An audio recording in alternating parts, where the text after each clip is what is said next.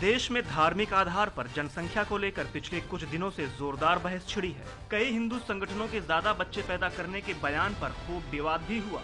इस बीच खबर आई है कि केंद्र सरकार जल्द ही धार्मिक आधार पर जनसंख्या के आंकड़े जारी कर सकती है।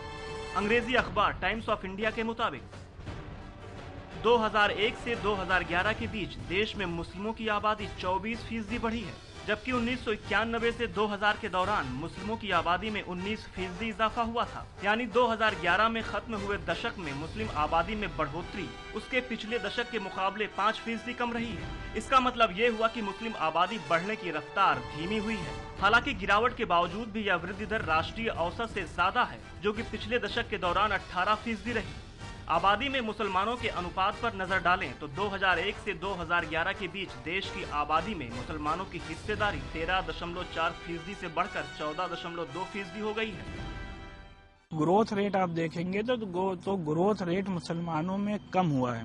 0.2% का इंक्रीज हम नहीं समझते कि कोई भी ऐसा इश्यू है जिसको कि कोई नेशनल इश्यू बना करके दो कम्युनिटीज के दरमियान नफरत की दीवारें खड़ी करने की कोशिश की जाए। अब अगर राज्यों में मुस्लिम आबादी पर नजर डालें तो असम में मुस्लिमों की जनसंख्या सबसे ज्यादा बढ़ी है। 2001 की जनगणना में असम में मुस्लिमों की तादाद 30.9% थी, जो 10 साल बाद बढ़कर 2011 में 34.2% हो गई है। बांग्लादेशी अप्रवासियों की बढ़ती तादाद को इसके पीछे प्रमुख वजह माना जा रहा है। बांग्लादेशियों की घुसपैठ से जूझ रहे पश्चिम बंगाल का भी यही हाल है। वहां 2001 में 25.2% मुस्लिम थे, जो अब बढ़कर 27% हो गए हैं। उत्तराखंड में भी मुस्लिम आबादी बढ़ी है। प्रदेश की आबादी में अब मुसलमानों का हिस्सा 11.9% से बढ़कर 13.9% हो गया है।